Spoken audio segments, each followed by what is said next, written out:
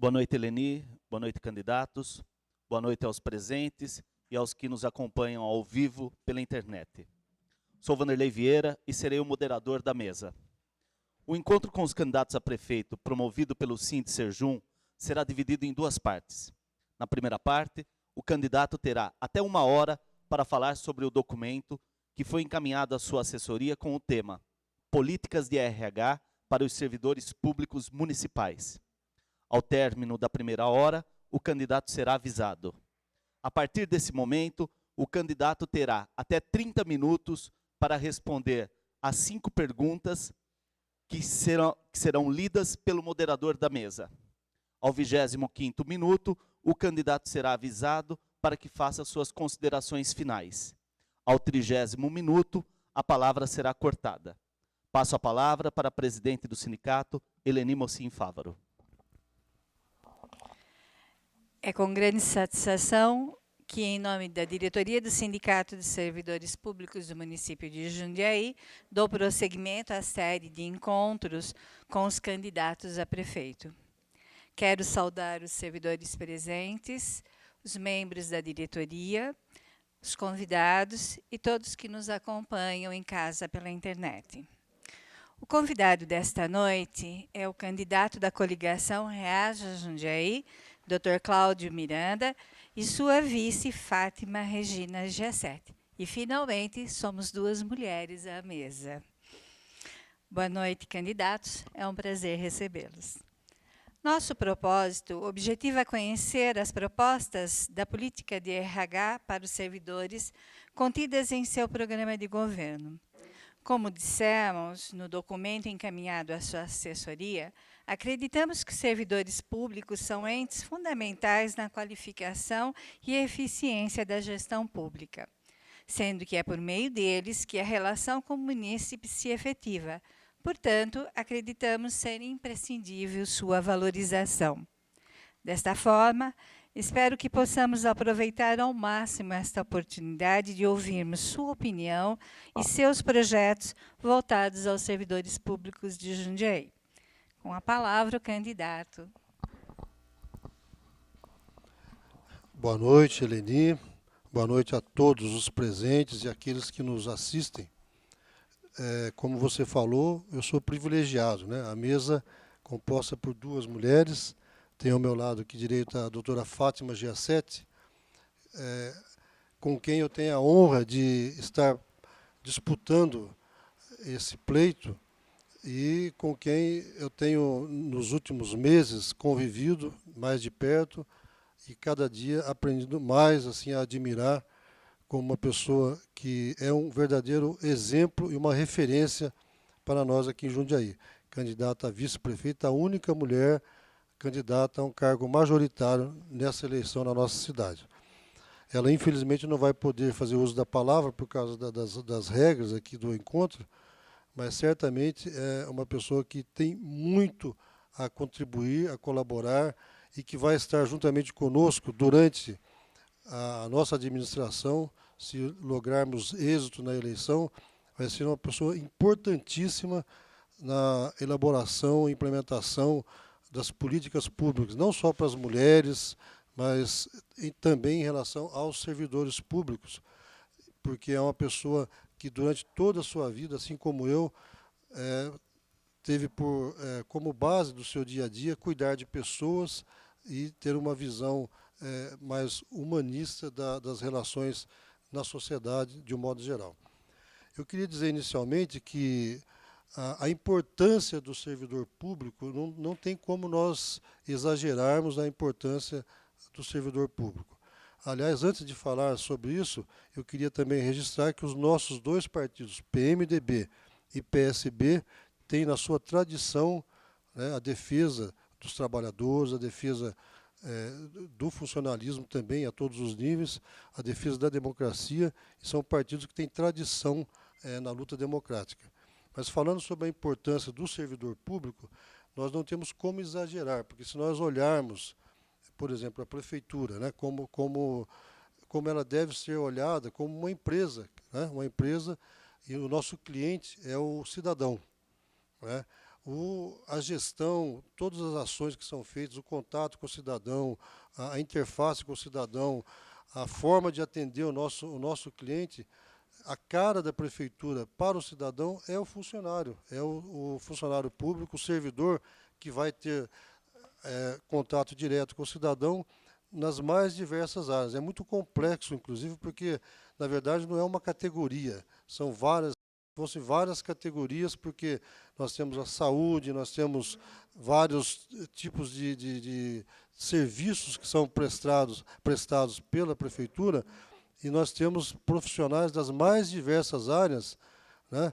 Guarda municipal, servidores da saúde, os professores, servidores da educação. Então, é muito complexo, Eleni, a relação entre a prefeitura, né, e o servidor, porque não é uma categoria com uma faceta reduzida ou uma faixa de atuação, uma área de atuação definida como poucas funções. É como se fosse a própria cidade de Jundiaí, quando você olha para a categoria dos servidores. Nós sabemos, e nós temos andado, temos conversado com vários servidores públicos, que são cidadãos também, aos quais nós abordamos, né, na nossa caminhada em busca dos votos e da elaboração, inclusive, do nosso programa de governo. Nós sabemos de algumas insatisfações que existem hoje em algumas categorias, em algumas, vamos chamar, algumas porções da categoria dos servidores públicos. Então, por exemplo, quando se fala,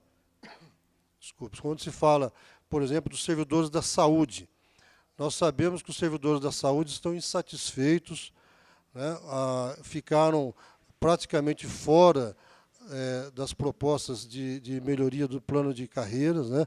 Eu conversei recentemente com um médico muito amigo meu, que foi meu professor e que se aposentou, e muito revoltado, Eleni, porque ele dizia o seguinte: hoje eu me aposento praticamente com o mesmo salário de um médico que está entrando agora na rede, né? Então, ao longo de todos os anos que ele serviu ao município, que ele foi um servidor público, ele não teve oportunidade de ter uma ascensão e um plano de carreiras que contemplasse aquele esforço que ele teve. Então, a gente tem conversado com os enfermeiros, né, com os técnicos de enfermagem, com os servidores da saúde, e nós percebemos que existe uma grande insatisfação, também dos professores. Nós precisamos rever o Estatuto do Magistério.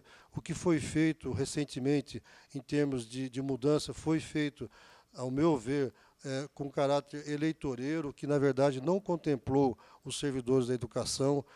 A Guarda Municipal, nós vemos uma série de questões levantadas, uma delas, a falta de perspectiva de um dos servidores, de um dos guardas, eventualmente ser o comandante da guarda, o comandante da guarda ser alguém da corporação, que seria um estímulo para que a pessoa que adentra na Guarda Municipal possa ascender ao posto de comandante através de alguns critérios que existem em outras cidades.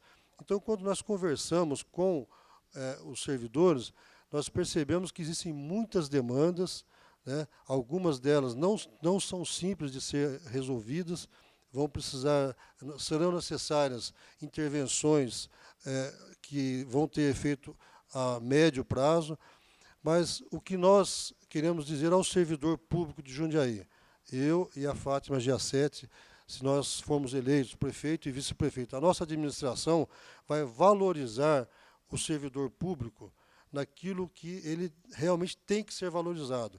O servidor público é o maior patrimônio, realmente, da prefeitura, porque ele representa a prefeitura perante o nosso cliente e perante as pessoas que procuram a prefeitura. Se o servidor público ele é um servidor que tem estímulo, ele tem possibilidade de fazer capacitação, se ele tem possibilidade de ascender na sua carreira, se ele tem um plano de carreiras e salário que contempla as suas demandas, da sua família, se ele tem benefícios por parte da prefeitura, por exemplo, a possibilidade de ter a casa própria através de uma parceria que a prefeitura possa fazer com o sindicato, com os servidores, coisa que recentemente quase aconteceu, né, e houve uma uma mudança na condução pela prefeitura, e outras questões mais que são demandas do servidor, certamente esse servidor ele vai ter um desempenho melhor, e o nosso cliente vai ser melhor atendido, que é o nosso cidadão, o munícipe, que, na verdade, é quem vai usar e vai se beneficiar do fruto do nosso trabalho, tanto na administração como o corpo administrativo, o prefeito, o secretário, mas também no corpo de servidores.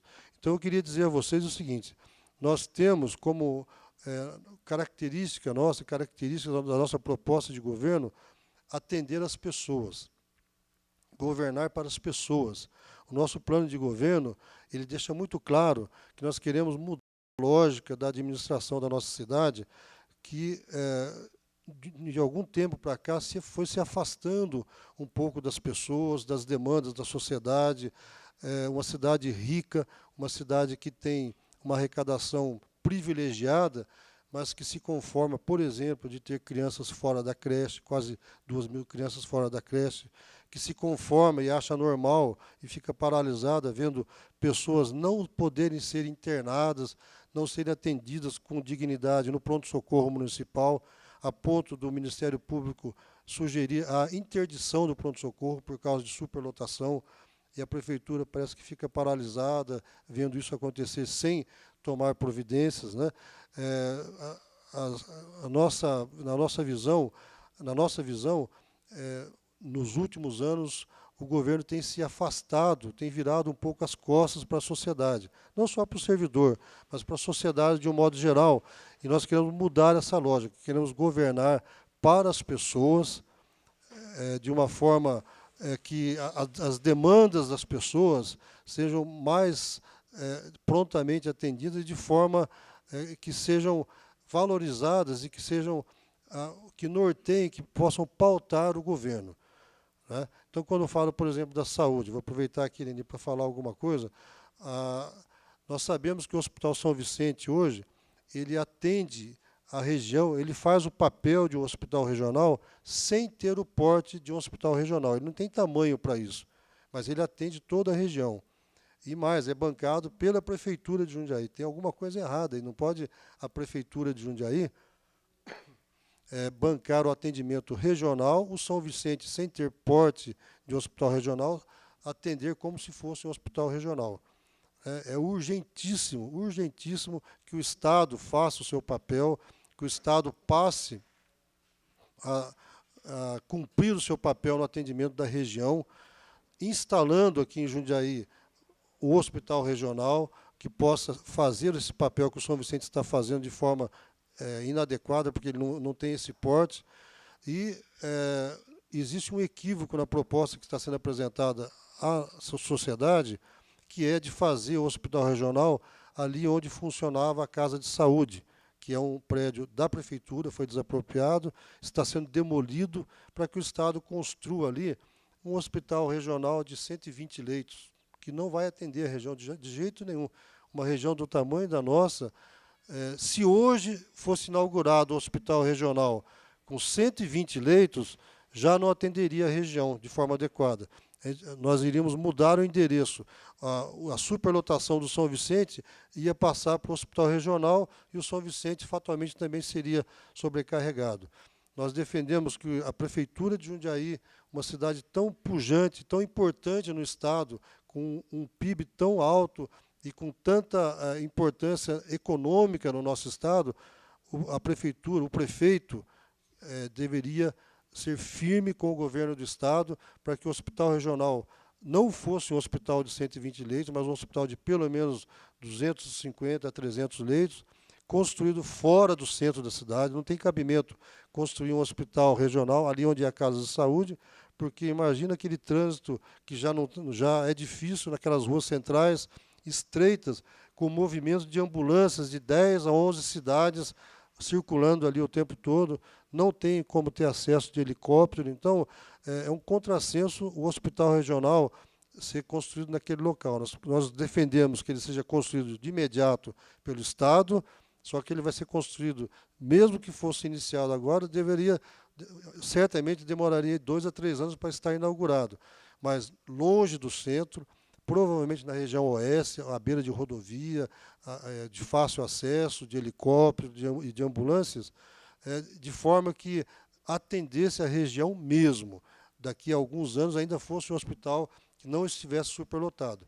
E ali onde é a Casa de Saúde, Eleni, onde não foi demolido, aquela parte antiga que foi reformada e hoje está muito, muito boa, era usado como um pronto atendimento pela Unimed e agora é o UBS Central, ali está pronto para ser usado como pronto atendimento, com 30, 40 leitos de retaguarda para tirar a sobrecarga do São Vicente, fazer com que o nosso cidadão seja atendido com dignidade, tenha acesso ao serviço de urgência, né, e possa ser internado, pelo menos as internações mais simples, especialmente dos idosos que têm a maior dificuldade, que precisam mais de hospital e que hoje, eu fui no São Vicente agora, eu tenho ido todo dia, porque me chamam, por ser médico, me chamam toda hora para ver alguém. Eu fui ver alguns casos nesses últimos dias, a gente fica estarrecido de ver. Um caso só que eu vou contar para vocês. Uma pessoa com uma queda de uma motocicleta, com várias fraturas no ombro, em costela, com dreno de tórax, deitadinho ali na maca, ao lado dele uma meningite e do outro lado uma tuberculose. Então, imagina a situação da família desesperada para arrumar uma vaga. E hoje as pessoas ali, apesar de todo o esforço dos profissionais, dos médicos, da enfermagem, que fazem milagre naquele hospital, que são extremamente capacitados e esforçados, hoje o cidadão não está sendo bem atendido. E nós queremos que isso aí mude, reabrindo de imediato aquela ala da Casa de Saúde para melhorar o atendimento de urgência, né, e reivindicando do Estado o hospital regional como ele deve ser feito, grande e fora do centro. Temos muitas outras propostas para a saúde, em questão de melhorar o atendimento nas UBS, de prevenção, mas eu acho importante colocar para os servidores, que são cidadãos que têm seus pais, seus parentes, que usam também o Hospital São Vicente de Paula, que nós estamos atentos e que nós vamos fazer uma intervenção muito corajosa, reabrindo a Casa de Saúde e revendo esse projeto do Estado do Hospital Regional. Em relação a outras questões também que estão relacionadas aos servidores, eu queria deixar aqui um compromisso nosso. Tratar o servidor com muito respeito, né? Tratar com muita, mas valorizar demais o trabalho que é feito pelo servidor público municipal, oferecer a oportunidade de capacitação, de pós-graduação, de incentivo por parte da prefeitura para que as pessoas possam progredir na sua carreira, né? Um plano de carreira, rever todo o plano de cargos e salários. Existem muitas categorias, muitos segmentos que não foram contemplados e que estão insatisfeitos. Nós vamos dialogar com os servidores, vamos tratar o servidor como um parceiro, porque, na verdade, o servidor é, como eu falei, o grande patrimônio da prefeitura. Não são as máquinas, não são imóveis, não são os prédios. Aquilo que a prefeitura tem de maior valor, na minha opinião, são as pessoas que dedicam a sua vida a atender o cidadão, né, na prefeitura e que ouvem, durante o seu trabalho, muitas vezes são incompreendidos, às vezes tem que ouvir um desaforo aqui, outro ali, mas que estão ali firmes com o seu sorriso, atendendo o cidadão, né, com aquilo de melhor eles podem oferecer para o cidadão. É isso que nós queremos, que o funcionário seja respeitado, que a database seja respeitada, que os reajustes sejam feitos de acordo com aquilo que a lei determina, que não se precise ameaçar nem fazer greve para ter o reajuste que é devido e que é justo, né, e que o servidor seja uma pessoa que trabalhe satisfeita, sabendo que ele é valorizado e que ele vai ser sempre valorizado pela prefeitura. E em relação a benefícios, eu quero reforçar. Nós sabemos, conversamos com muitas pessoas que têm a questão da casa própria como sendo assim uma grande angústia, né? Servidores que ainda pagam aluguel, não conseguiram ainda ter a sua casa própria. Essa questão a prefeitura pode fazer muito bem uma ação no sentido de facilitar e de beneficiar o servidor público para que ele tenha o seu conjunto habitacional, o seu teto, né, com um convênio que a Prefeitura possa fazer de forma a facilitar e ser a Prefeitura um catalisador, um facilitador para que esse sonho de alguns servidores que ainda não conseguiram a sua casa própria possa ser alcançado ainda na nossa administração. Bom, lembrando que nessa primeira parte o senhor tem até 1 hora para fazer sua explanação. O senhor deseja que nós já entremos nas perguntas? Vamos entrar nas perguntas. Ok. Vitor Machado, é possível baratear o preço da passagem de ônibus em Jundiaí? Se sim, como você vai enfrentar o cartel do transporte coletivo que se formou em nossa cidade?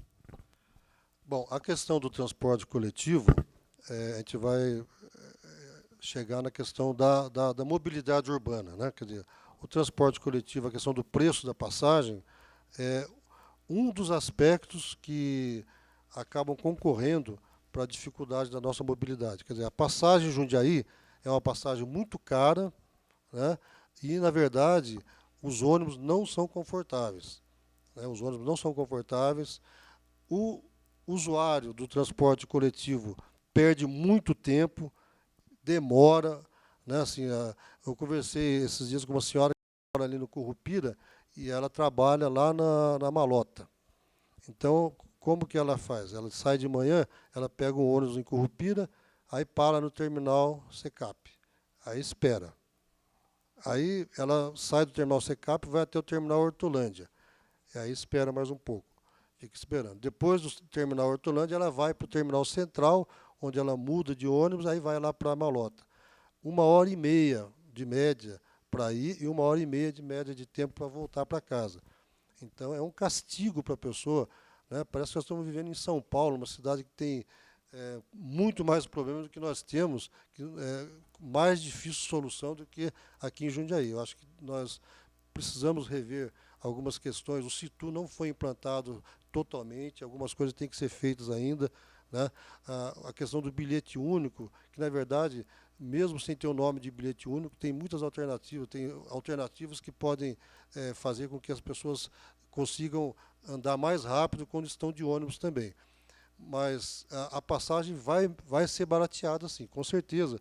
A nossa ideia é baratear a passagem através de subsídio. A Prefeitura pode subsidiar, não em todo o tempo, mas em horários determinados, em finais de semana, em horários de pico. Nós temos que estimular as pessoas a andar no transporte coletivo. Como é que ela vai andar? Se for mais barato e mais confortável e cumprir horário. Senão, a pessoa vai de carro trabalhar, porque senão ela acaba perdendo o horário e ficando irritada na volta, perdendo o horário de lazer com a família, de convívio com os filhos. Então, essa questão da passagem faz parte de medidas que nós temos que tomar para melhorar a mobilidade urbana. Não é só a questão da passagem. Respondendo à pergunta, nós pretendemos reduzir o valor através de subsídio dentro de um plano municipal de mobilidade urbana, né? Nós temos algumas coisas que são claras, quer dizer, para melhorar a mobilidade urbana, nós temos que fazer intervenções na malha viária, que não têm sido feitas. Nós estamos atrasados de 10 a 15 anos em intervenções na malha viária. O número de veículos aumentou muito em Jundiaí, não só em Jundiaí, no Brasil todo, por causa do aquecimento da economia, do estímulo que foi dado pelo governo para a venda de veículos. E hoje o Jundiaí tem mais veículos do que eleitores, tem cerca de 270 mil veículos. Então, com a nossa malha viária antiga, que não foi devidamente, durante esse boom aí de aumento de veículos, não foram feitas correções na nossa malha viária, nós temos que fazer. Não vai ser trabalho de um governo, vai ser trabalho para 2, 3 governos, para colocar a nossa malha viária, os viadutos que têm que ser feitos, as intervenções, as pontes, né? Só lembrar ali do trevo da Avenida Jundiaí, como que está a situação daquele trevo, que ali o prefeito tem que pressionar o Estado, a Autoban, para resolver aquela questão, a alça de acesso à rodoviária e mais as intervenções que têm que ser feitas para fazer um anel viário, para fazer a integração viária entre as regiões. São muitas obras e isso tudo vai fazer parte de um plano municipal de mobilidade urbana. Nós pretendemos convocar, de imediato, uma conferência municipal de mobilidade urbana e rural, não só urbana, urbana e rural, para discutir com a sociedade, com a universidade, com as ONGs. A sociedade, essa questão de mobilidade é tão importante que não dá para dar um cheque em branco para quem foi eleito para ele resolver. Tem que a sociedade participar. A nosso ver, tem que ser feita a Conferência Municipal de Mobilidade Urbana, né, e consultando técnicos da prefeitura, ONGs, universidades, para nós termos um plano municipal de mobilidade, para poder planejar essas intervenções na malha viária, essa questão do transporte coletivo, alternativas de transporte coletivo, que hoje se fala em algumas alternativas, como o VLT, que eu fico imaginando como é que o VLT vai fazer para subir ali a Rua São Bento, né? Alguém está sugerindo uma alternativa que não é viável tecnicamente nem financeiramente para a nossa cidade.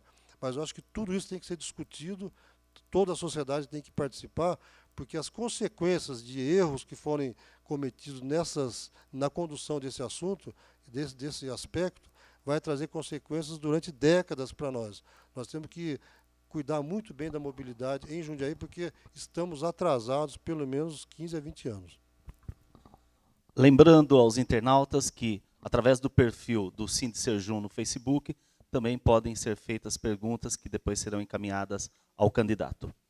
Cleide Regina pergunta: gostaria de saber se há algum programa de governo voltado para a valorização dos aposentados, como, por exemplo, vale alimentação com recursos do RH. Na verdade, assim, nós queremos discutir mesmo com os servidores, com o sindicato. Acho que nós temos que discutir mesmo. Nós queremos valorizar o servidor, valorizar as pessoas, né?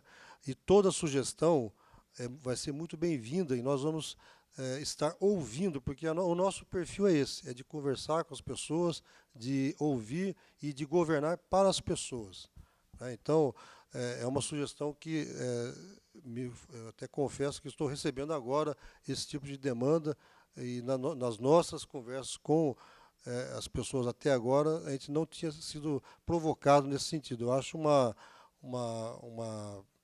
ideia muito boa, né? E nós temos que pensar o seguinte: Jundiaí, nós somos privilegiados, nós temos uma prefeitura rica. A nossa prefeitura não é uma prefeitura pobre, não. Se você comparar, tanto é que se fala muito nisso aí da pujança econômica, da nossa arrecadação, que é maior do que 9 capitais, o nosso PIB, né, comparando com as cidades do estado, é um PIB de primeira linha. Então, eu acho que nós temos que conversar mesmo, né, e trazer esse benefício.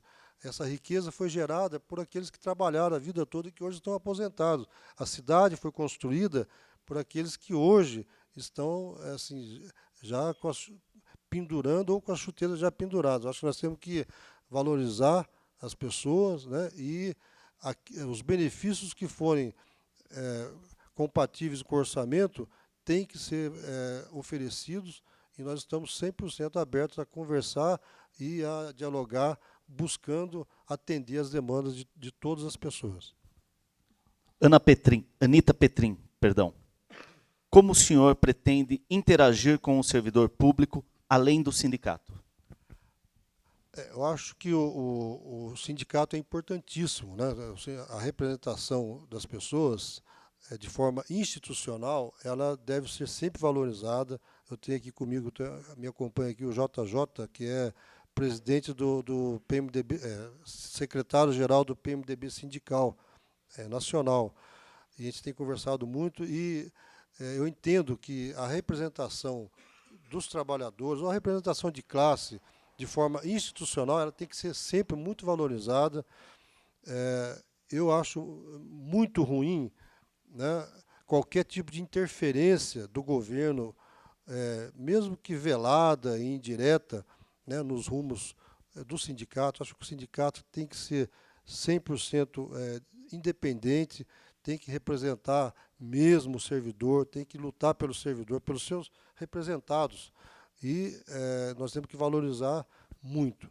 Agora, os servidores, de um modo geral, são as pessoas, são os cidadãos também, e são as pessoas com as quais nós vamos sempre interagir. E, como eu já falei, e eu repito, a característica minha, pessoal, e a característica pessoal da Fátima Giacetti é cuidar de pessoas, né? Nós adoramos conversar, dialogar, né, e atender aquilo, ajudar naquilo que nós podemos. É o que nós fizemos, o que ela fez na delegacia a vida inteira, o que eu fiz nos hospitais, UTIs e consultório a vida inteira. Então, nós valorizamos muito a relação institucional e tem que ser valorizado. O sindicato tem uma importância muito grande. Qualquer representação, ou de trabalhadores, ou de representação de classe, qualquer tipo de instituição que foi eleita e foi colocada como representante, ela tem que ser muito bem valorizada e respeitada.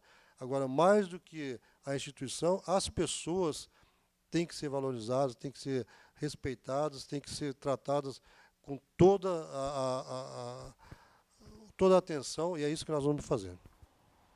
Eliana Neri pergunta: atualmente, o IDEB de Jundiaí está muito bom, mas em relação aos funcionários da educação, temos demandas a serem atingidas. Como sua gestão está preparada para ouvir essas demandas? Bom, em primeiro lugar, nós vamos rever o Estatuto do Magistério, nós vamos rever vários documentos e iniciativas que foram tomadas recentemente e que não contemplaram as diversas categorias. Eu acho que Jundiaí pode mais, pode fazer mais pelo funcionário público. Jundiaí não pode virar as costas para o funcionário público, porque o funcionário público é, como eu disse, o maior patrimônio que a prefeitura tem. Então, nós estamos prontos, abertos, e não vamos fazer uma...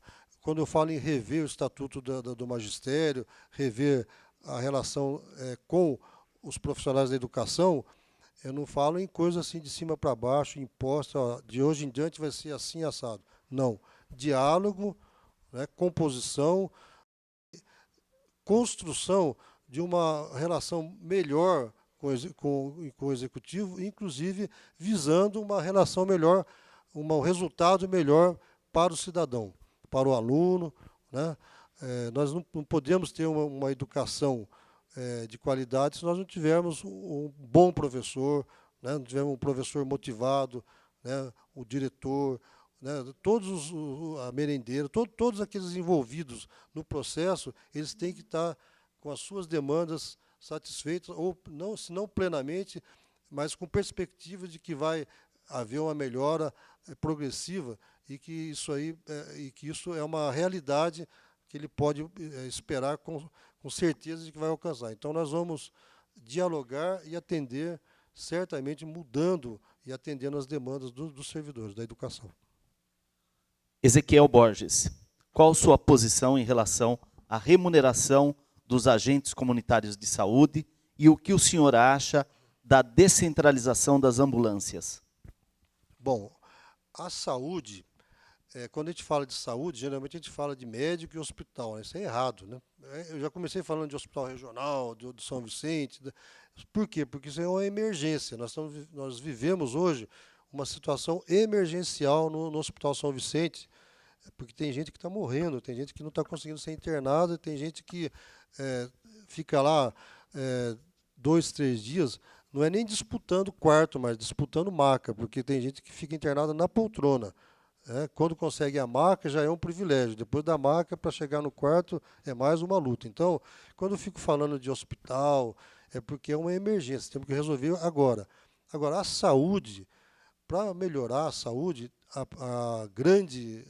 o investimento maciço tem que ser na prevenção. Tem que ser na prevenção, porque quem é que chega no hospital precisando de UTI, de cirurgia cardíaca, de cateterismo, de hemodiálise? É o diabético, o hipertenso, que ficou lá 20 anos, meio sem tratamento correto. Ele vai na UBS, faz uma consulta, mede a pressão, geralmente nem pesa, nem dá tempo de pesar o paciente, recebe a receita, troca a receita e pronto. Quer dizer, o médico finge que está tratando, ele finge que está se tratando também, e fica por isso mesmo. Na verdade, o agente comunitário de saúde, o programa de saúde da família, é importantíssimo como prevenção, né? A UBS ela tem que ser mais resolutiva e ela tem que ser a UBS tem que ser um lugar de promoção de saúde. Tem que ter educador físico, tem que ter assistente social, tem que ter serviços a mais para promover a saúde. Tem que o paciente que é diabético, hipertenso, que tem reumatismo, algumas doenças crônicas, ele tem que ser buscado lá na casa dele para saber se ele está tomando medicamento, conferir, pesar, né, fazer o exercício, fazer a caminhada, quer dizer, tudo isso aí evita que lá na frente ele complique e vire um paciente renal crônico que precisa de hemodiálise, que vira um diabético complicado, que vai para amputação de membros, vai para cirurgia cardíaca, para infarto. Então, o investimento no agente comunitário de saúde faz parte dessa visão que nós queremos implantar e que vai demorar para ter efeito. Isso vai ter efeito a médio prazo, mas nós queremos investir maciçamente em prevenção, mudar a lógica do atendimento de saúde. Não adianta fazer, se fizer o regional e vai fazer um regional grande, é quase que enxugar gelo, porque daqui a uns 10 anos já tem que fazer outro, porque a tecnologia aumenta muito, a tecnologia na medicina e na saúde, de um modo geral, a tecnologia é muito rápida, novas drogas, novos equipamentos. Hoje todo mundo quer fazer ressonância, daqui a pouco vai ter outro exame mais caro e o poder público não consegue acompanhar. A gente tem que lembrar que a tabela SUS não é reajustada há muitos anos, existe um problema sério de financiamento do SUS. Então, se nós olharmos só a ponta aqui da complicação, é um erro, porque jamais a gente vai conseguir resolver, né? A gente tem que sempre correr atrás para minimizar. Agora, na prevenção, não, né? Se nós investirmos maciçamente na prevenção, certamente nós vamos conseguir o resultado, uma diferença muito grande na qualidade da vida, da saúde das pessoas. Então, o agente comunitário de saúde, a meu ver, é importantíssimo. Hoje nós temos vários, virou assim tem uma salada, tem gente que ganha mais, tem agente que ganha mais do que os outros, tem mais de um regime de contratação, tem gente que é precário, outros que já estão com estabilidade. Então nós temos que rever tudo isso aí, não só na questão do salário, mas também fazendo parte dessa ação conjunta de prevenção. E tinha mais alguma coisa além do agente comunitário? Sobre a descentralização das ambulâncias. No nosso plano de governo, vocês vão ver que existe lá a previsão de pelo menos 4, nós chamamos de centros médicos de excelência. São unidades de pronto atendimento em bairros distantes, porque isso é importante. Todos os candidatos que estão falando isso, eles têm razão. Precisa ter. Jundiaí é muito grande. Não dá para ter uma região afastada do São Vicente ou do HU que não tem um atendimento 24 horas. Não tem como, existe uma barreira, por exemplo, da pista, da Anhanguera. Uma pessoa que mora ali na vila comercial, naquela região, se não tiver um pronto atendimento ali, uma unidade de pronto atendimento 24 horas, é muito difícil a pessoa chegar para um atendimento de urgência no centro da cidade ou em qualquer outro lugar distante. Então, nós teremos esses centros médicos de excelência que durante o dia eles vão funcionar com mais recursos, tipo raio-x, ultrassom, para poder dar um atendimento, tirar um pouquinho o movimento lá do São Vicente, do centro, e também funcionando 24 horas. E esses locais, certamente, tem que ter ambulância. Então, mesmo o SAMU, ele pode ter outras centrais de ambulâncias, que fisicamente a ambulância não fique só numa central. A central de controle é uma, mas nós temos que ter ambulâncias acessíveis que tenham acesso mais rápido a regiões mais distantes. Feitas as 5 perguntas, só para que o senhor se oriente, foram 36 minutos até o momento, e a partir de agora o senhor faça as considerações finais com um tempo bastante amplo. Que bom, tem bastante tempo para falar, mas eu queria reforçar algumas coisas. Vocês estão diante de 2 candidatos, eu e a Fátima Giacetti, que não são políticos profissionais. Nós temos uma história de vida. Embora eu já fui vereador por 2 vezes, a Fátima é a primeira vez que se candidata a um cargo público, né? Às vezes eu vejo ela meio angustiada, às vezes ela fica até meio arrependida, tadinha, porque ela nunca fez campanha, nunca enfrentou essa maratona, né? Mas ela tem muita vontade de ajudar as pessoas.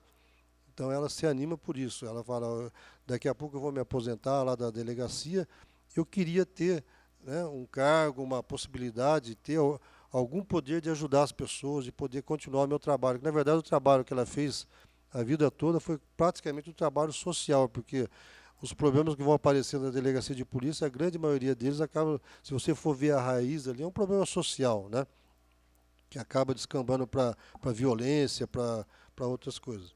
Eu também, eu fui vereador por 2 vezes, acho que não tenho mais contribuição a dar como vereador, por isso não me candidatei mais. Eu acho que o vereador, procurei fazer projetos bons, fiz tudo que eu achei que era interessante, exerci os 2 mandatos assim de forma independente, embora estivesse na base do governo. Fizemos 2 CPIs ali para investigar o governo, né? Isso aí me deu um pouco de desgaste com algumas pessoas do governo, mas era, ao meu ver, o meu papel. Quer dizer, o vereador ele tem que fazer leis, votar, mas ele tem que fiscalizar o executivo. Não pode ser, né, um vereador encabrestado, ali, vaquinha de presépio, que fala amém para tudo. Isso não é o papel do vereador. Então, nós fizemos projetos, fizemos 2 CPIs. Nos últimos 20 anos, as 2 CEIs que ocorreram na Câmara de Jundiaí foram projetos, assim, foram requerimentos de minha autoria e eu presidi essas 2 CEIs. Também, como vereador, eu considero o projeto melhor que eu apresentei, que ninguém fala nele, né, porque é um projeto que os vereadores não gostam dele, até foi difícil de aprovar.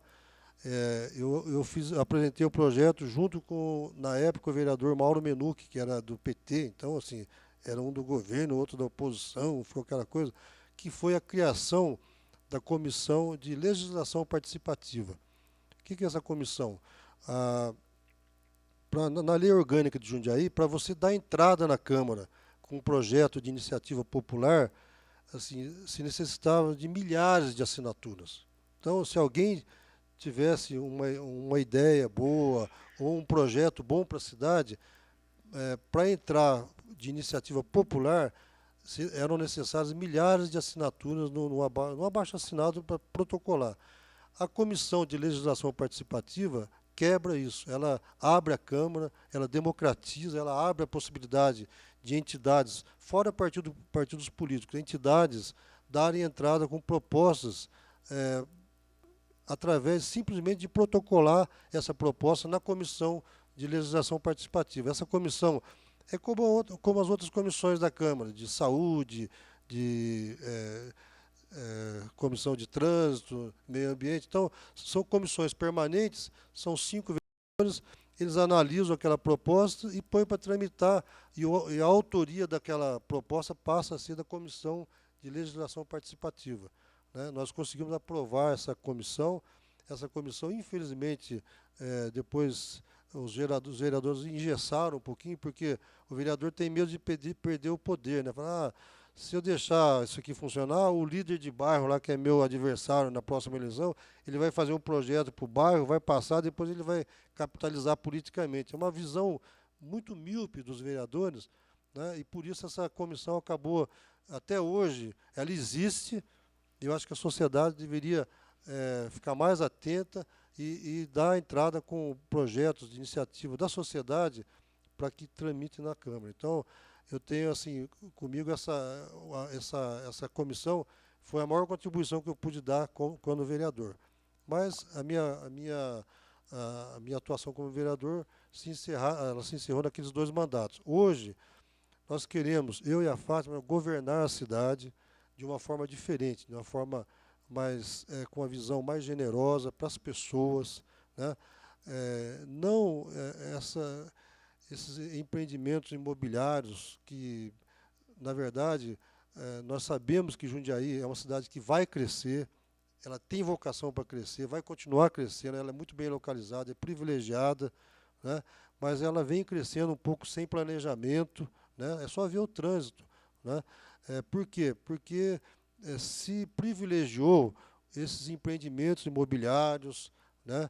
Alguns tubarões aí que são especuladores imobiliários, a gente sabe disso, no dia a dia a gente vê isso na cidade, né? Áreas que, de repente, são ressetorizadas, que eram áreas que não podia fazer um prédio ali, uma torre, de repente essa área é ressetorizada e depois aparece ali um empreendimento, né, com lucro muito grande para aquelas pessoas que compraram barato e depois conseguiram valorizar aquela terra. Então a gente vê esse tipo de coisa e nós queremos fazer um governo diferente, né, um governo voltado para as pessoas, que valorize as pessoas, que atenda as crianças, que não tenha criança fora da creche, o jovem. O nosso aluno da rede pública, nós vamos dar um tablet para cada um. Aí as pessoas falam, mas como se dá um tablet, né? Porque eles falam que Jundiaí é a capital nacional do tablet, porque agora fabrica o tablet aqui. Só que, assim, o que isso traz assim, de prático para o cidadão jundiaense? Quer dizer, os nossos alunos, as nossas crianças, eles não têm acesso, né, a esse tipo de tecnologia.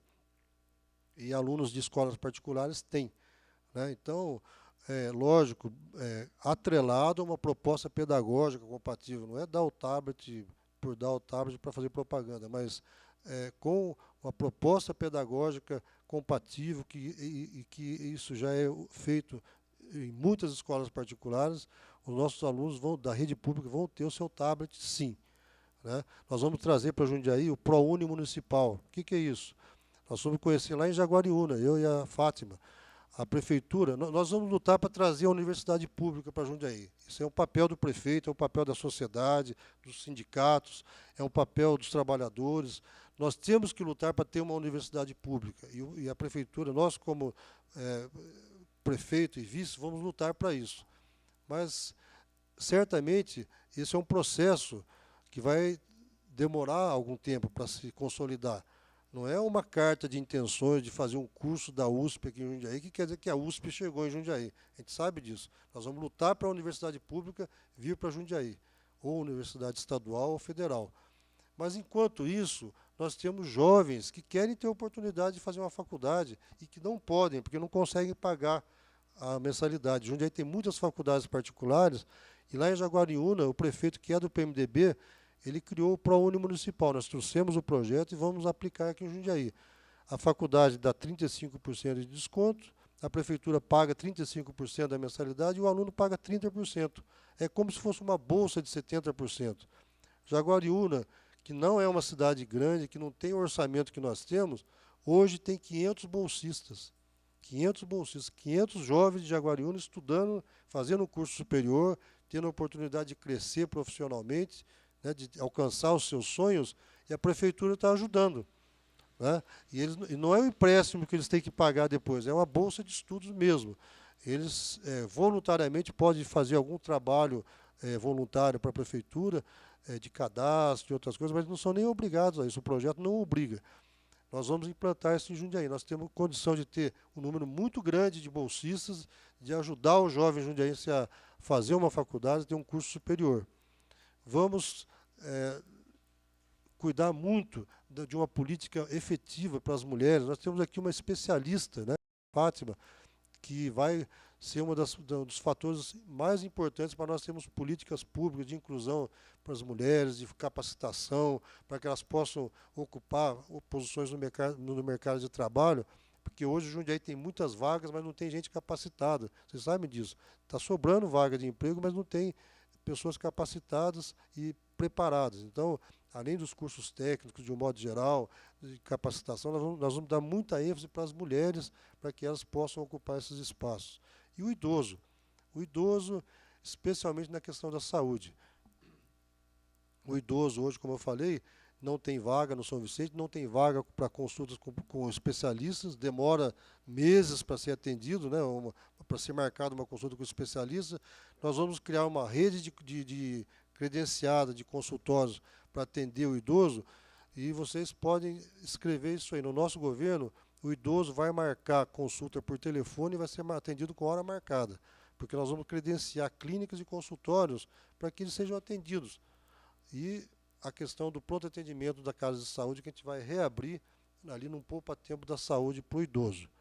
Então, a nossa proposta de governo, que vocês vão receber em casa, é um livro lá de 36 páginas, muito bem foi feito através de pesquisa nos bairros, as demandas de cada bairro, discussão com especialistas. Trouxemos especialistas de fora de Jundiaí, de fora do estado, para vir aqui conhecer o nosso trânsito, a nossa saúde. Debatemos com especialistas de várias universidades e com a população. A população contribuiu muito. Esse plano vai ser distribuído agora para as pessoas analisarem. Ali não é uma carta de intenções, ali tem da onde sai o dinheiro, para onde vai, o que vai fazer aqui e ali. Eu queria que vocês analisassem, lessem com bastante cuidado e entendessem e considerassem que nós estamos fazendo uma proposta de uma mudança radical na forma de governar. É governar para as pessoas, né, de frente para as pessoas, e não ao lado daqueles que se beneficiam, né, principalmente com empreendimentos imobiliários, né, que tem sido assim, a tônica dos últimos anos.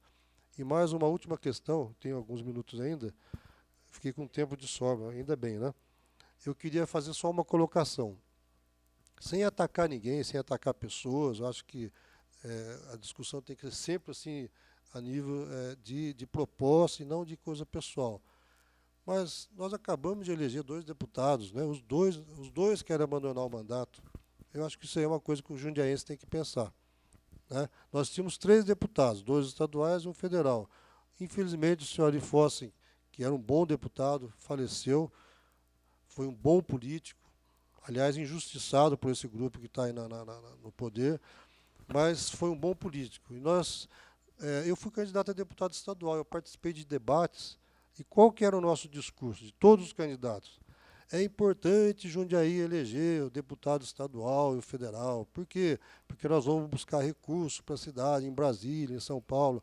A cidade não pode, aliás, é uma verdade, nenhuma cidade consegue atender todas as demandas com o seu orçamento próprio. Precisa buscar recursos em São Paulo, em Brasília, fazer convênios com o governo estadual, federal. A questão da universidade pública, se nós não tivermos uma pressão em São Paulo, em Brasília, quanto tempo vai demorar para a gente conseguir? Por mais que a gente queira, por mais que a gente faça força, é preciso. E a gente falava isso nos debates, todos nós. Vote em mim porque eu quero ser deputado para trabalhar pela cidade, né? Agora, de repente, os nossos 2 deputados, estadual e federal, eles querem ser prefeito, não querem mais ser deputado, né? Faz 1 ano e meio que foram eleitos, estão trabalhando. Os 2 têm um bom mandato, eu acho que os 2 estão trabalhando direitinho.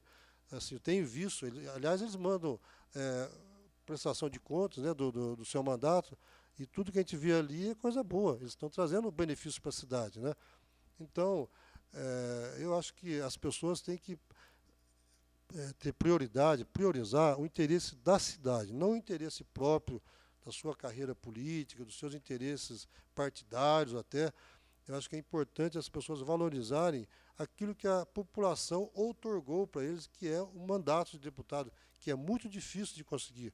Jundiaí chegou a ficar muito tempo sem deputado federal, né? E deputado estadual, um deputado, agora tínhamos 2, quer dizer, isso aí foi um esforço da sociedade. A sociedade se esforçou, eu lembro, várias entidades fizeram debates e fizeram manifestações para que o jundiaense votasse nos candidatos da cidade. Não é isso? Então, eu acho que os nossos 2 deputados vão poder nos ajudar muito se eles continuarem deputado estadual e federal e ajudar muito o prefeito que vai governar essa cidade, porque vai precisar muito do trabalho e do esforço deles lá onde eles foram colocados pela população. Obrigado. Boa noite a todos.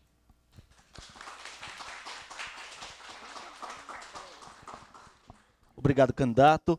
Lembrando que amanhã é o último encontro da série com os candidatos a prefeito e receberemos às 19 horas Luiz Fernando, da coligação Para Avançar e Fazer o Futuro. Obrigado e até lá.